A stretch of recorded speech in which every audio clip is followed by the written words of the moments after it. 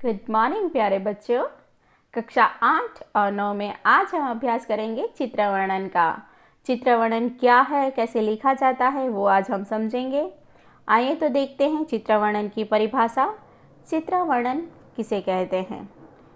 किसी चित्र को देखकर उससे संबंधित मन में उठने वाले भावों को अपनी कल्पना शक्ति के माध्यम से अभिव्यक्त करना ही चित्र वर्णन कहलाता है।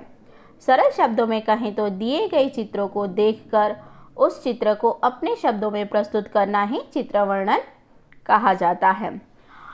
अगर कहें तो मनुष्य ही एकमात्र ऐसा प्राणी है जिसे ईश्वर ने कल्पना शक्ति दी है और इसी कल्पना शक्ति के माध्यम से ही हम चित्र वर्णन कर सकते हैं, या किसी चित्र को देखकर हमारे मन में तरह तरह के भाव उत्पन्न होते हैं और वो भाव जो प्रतिक्रिया का रूप लेते हैं तो उस प्रतिक्रिया के रूप में ही चित्र वर्णन हम करते हैं।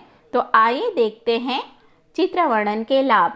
चित्र वर्णन से वस्तुओं या दृश्यों को परखने की क्षमता का विकास होता है। चित्र वर्णन से कल्पना शक्ति का विकास होता है। चित्र वर्णन से अपने विचारों को एक सूत्र में पिरोकर लिखने की प्रतिभा का विकास होता है। भाषा लेखन का भी विकास होता है। चित्र वर्णन की विशेषताएं। पहले चित्र को बारीकी से देख लेना चाहिए। जो भी बातें आपको चित्र में नज़र आ रही हो उन्हें अलग से लिख लेना चाहिए। यदि चित्र में व्यक्ति दिखाई दे रहे हों तो उनके चेहरों के भावों के आधार पर सुख दुख आदि भावों को व्यक्त करना चाहिए। यानी कि बच्चों देखो, हम किसी चित्र में 3-4 व्यक्ति को एक साथ देखते हैं तो केवल इतना लिख देना कि इस दृश्य में 3-4 व्यक्ति दिखाई दे रहे हैं जो एक दूसरे के पास खड़े हैं या बातें कर रहे हैं, इतना ही काफ़ी नहीं होता है। हमें उनके चेहरे देखकर उनके हाव भाव एक्सप्रेशन कि वो बहुत खुश लग रहे हैं या दुखी लग रहे हैं वो भी लिखना उतना ही आवश्यक होता है। यदि किसी महापुरुष या चर्चित व्यक्ति का चित्र हो तो उस व्यक्ति के प्रति निजी विचारों या भावों को प्रस्तुत किया जा सकता है।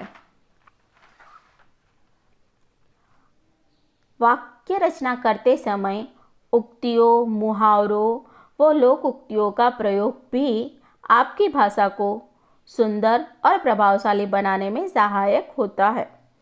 चित्र वर्णन करते समय आपके सभी वाक्य चित्र संबंधित होने चाहिए। चित्र वर्णन में अनावश्यक बातों को नहीं लिखना चाहिए, यानी कि फिजूल की बातों को। चित्र वर्णन ज़्यादा बड़ा नहीं होना चाहिए। केवल 25 से 30 शब्दों तथा 7 से 8 वाक्यों में ही पूरा चित्र वर्णन हो जाना चाहिए। चित्र में जितनी भी चीज़ें दिख रही हों सभी का वर्णन हो जाना चाहिए। यदि चित्र के साथ शब्द भी दे रखे हो तो उन शब्दों का भी आपके वाक्यों में प्रयोग होना चाहिए। जैसे किसी दुकान का चित्र दिया गया है तो उस पर कुछ लिखा हुआ है तो उस लिखावट का भी आपके चित्र वर्णन में वाक्य में प्रयोग होना चाहिए। वाक्य रचना करते समय यह ध्यान रखना चाहिए कि आप केवल वर्तमान समय में ही वाक्य रचना करें।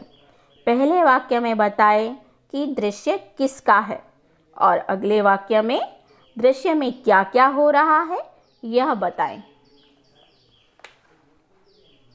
इस बात का ध्यान भी रखना चाहिए कि विचारों की वाक्य में क्रमबद्धता होनी चाहिए, यानी कि आपके वाक्य एक क्रम में होने चाहिए, ऊपर नीचे नहीं होने चाहिए। चित्र वर्णन एक कला है जिसे अभ्यास के माध्यम से बेहतर बनाया जा सकता है, अतः बार बार इसका अभ्यास करते रहना चाहिए। अंत में बताती हूँ चित्र वर्णन का तरीका। यदि आपको संक्षिप्त रूप में कह सकते हैं तो आपको चित्र वर्णन के समय केवल 5 बातों को ध्यान में रखना है। सर्वप्रथम, चित्र को ध्यान से देखना चाहिए। दूसरी बात, संपूर्ण चित्र किसका है यह बताना चाहिए। तीसरी बात, चित्र में कौन कौन सी क्रियाएं हो रही हैं उन्हें क्रम से लिखना चाहिए। फिर चित्र के माध्यम से कही जा रही बात को अपने शब्दों में समझाने का प्रयास करें। अंत में अपने विचार उस चित्र के लिए रखें। तो बच्चों यहाँ पर चित्र वर्णन हमारा टॉपिक कंप्लीट होता है। मैं इसके साथ आपको एक एग्जाम्पल भी सेंड करूँगी और कुछ चित्र विषय के रूप में आपको सेंड करूँगी जो आपको कंप्लीट करके मुझे सेंड करने हैं। और ख़ास बात बच्चों, जब आप होमवर्क सेंड करते हैं तो अपना नाम लिखकर ज़रूर भेजें, ताकि कौन से बच्चे मुझे रेगुलर होमवर्क सेंड कर रहे हैं मैं उसकी एक सूची बना सकूं और मुझे पता चले कि कितने बच्चे रेगुलर अपना काम कंप्लीट करते हैं। ओके बच्चों, तो घर पे रहें, सुरक्षित रहें और अपना अभ्यास में ध्यान लगाएं।